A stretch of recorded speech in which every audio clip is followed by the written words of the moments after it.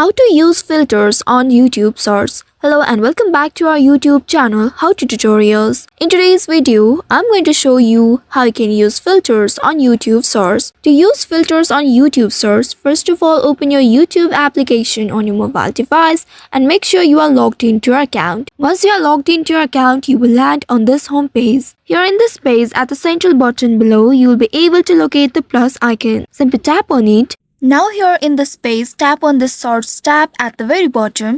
And then to select the filter, tap on this arrow facing downward at the right side and then you'll be able to reveal some more options.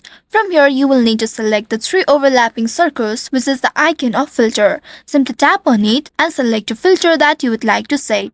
You can swipe left or right to find the filter, and once you get it, simply tap on it and then tap on the done option to apply it. After that, now you can tap on this red button at the central button to capture the video. After you finish capturing the video, simply tap on the red button again to stop it.